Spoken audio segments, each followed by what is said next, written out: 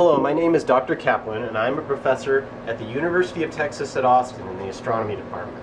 I'm currently up at McDonald Observatory pretending to observe planetary nebula. The date is January 26, 2014. Now, while my colleagues back in Austin think I'm trying to observe planetary nebula, I've taken the opportunity to observe something far more sinister. Now, as some of you in the UFO community might actually be fully aware of, despite the government cover-up, there is a threat to our planet, the planet Earth. There's a planet at the edge of our solar system some call Nibiru, or Planet X, and it is currently on an orbit that is going to cause it to swing by the Earth in August, and who knows? Hopefully it won't collide with us, but even if it just gets close, the tides will just cause earthquakes, tsunamis, will reconstruct the surface of the Earth into something we don't even know. So I've taken the opportunity, since I'm at the observatory and there's no one here watching me at the moment, to track the planet Nibiru, and I will show you how it's done. Now, if any of my colleagues, if NASA finds out, if the government finds out I'm doing this, I'm through. So hopefully I can get this up on YouTube before they find me.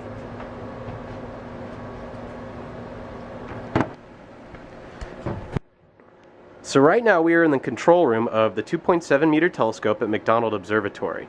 Now, the first thing I had to do before I was able to come up here and start tracking the planet Nibiru was find its coordinates. Now, its right ascension and declination are a closely guarded secret. So, using my credentials, I was able to get a tour of the Johnson Space Center down in Houston. And I was given access to their computers. Now, using hacking methods that I am not at liberty to describe, I was able to hack into their computers and steal the right ascension and declination of the planet Nibiru. So I knew exactly where to point the telescope. Now, I'm going to give you those coordinates so you yourself can go find Nibiru. Now, keep in mind, Nibiru is fast approaching Earth, so its position is going to change rapidly. So you'll have to, I don't know its exact orbital parameters, so that's what I'm trying to find out. Now, its coordinates are currently, as of this time, right ascension, 04 hours, 8 minutes, and 8 seconds. And the declination is 60 degrees, 56 arc minutes, and 43 arc seconds. Now, if I get the correct orbital solution, I'll be able to plot exactly where it's going to be over the coming months so that we can figure out if it's indeed a threat to the Earth or not. So, this is a spectrum of Nibiru. Now, it uses an instrument called the Mitchell spectrograph, which actually gets spatially resolved spectroscopy. The planet Nibiru is actually so close to Earth at the moment that we actually can see a disk. So the optical fibers are placed in the focal plane, and I'm actually getting information about the atmosphere or surface of the planet Nibiru. Now, I haven't analyzed this data, but this might tell us something about what type of object it really is. Now, as you can see, it also has several spectral lines, and those spectral lines are Doppler shifted towards us, sort of like how, you know, a police officer can use radar to figure out if you're speeding or not.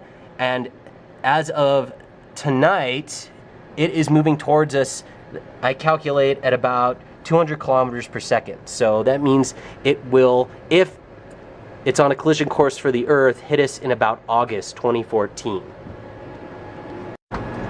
Okay, now I'm going to go out in the telescope dome and show you the instrument I'm using.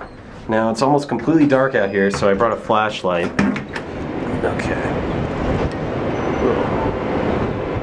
Okay, so we are now out in the telescope dome,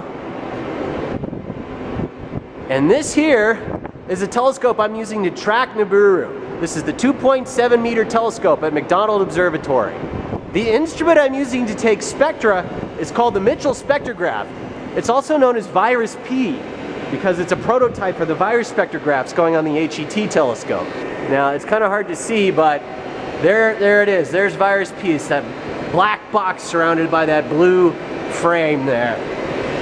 So right now I'm currently tracking Nibiru, and I'm gonna try to track it for as long as it's high enough in the sky for the telescope to see.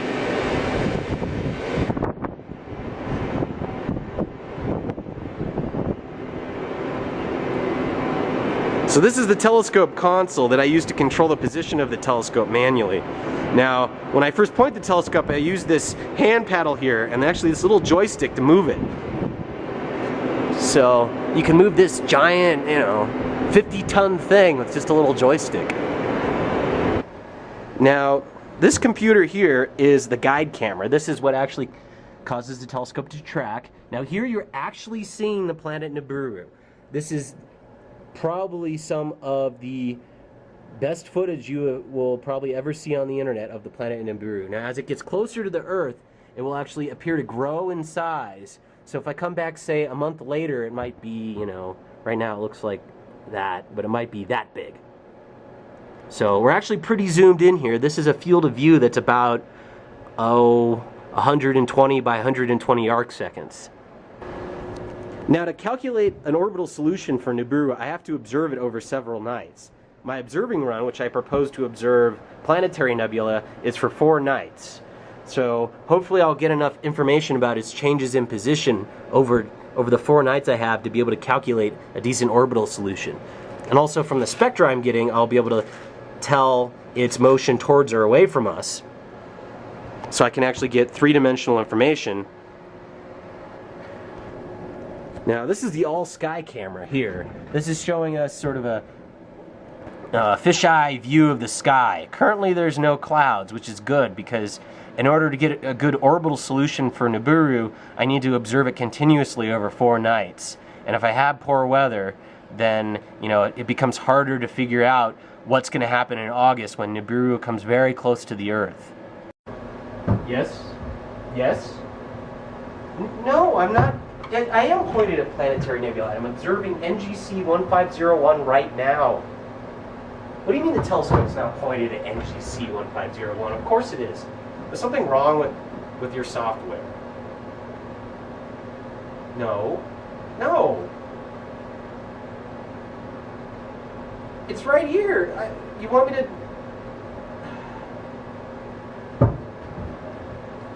So that was just the director of the observatory calling me, making sure that, I don't know, usually the director's not here or asleep by now. It's about, right now it's about 10 o'clock, and it's unusual for the director of the observatory to call you.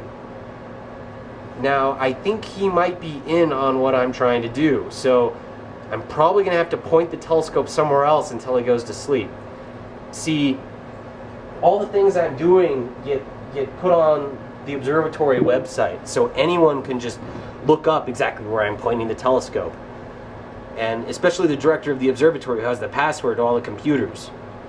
So hopefully everything will be fine. Okay. Clearly the director knows that I'm not observing the targets I plan to observe. In fact, usually when we switch targets here at McDonald Observatory, we have to update our observing plan so that they know, that the science we're doing is worth, the cost of running the telescope. They keep logs on everything. So here's an email I just got from the director asking me to update my targets as soon as possible. So, dear Dr. Kaplan, blah blah blah. It appears that you're not observing the planetary nebula and you are deviating from your original observing plan. Please update with us with your targets as soon as possible. Sincerely, the director. So, I'm just going to tell them that I found new planetary, better targets to observe. So hopefully they'll believe that long enough that I can get this video out. Now hopefully NASA hasn't figured out what I'm trying to do. Crap, I think someone's coming up here. Someone's in the dome. I'm gonna go see who it is.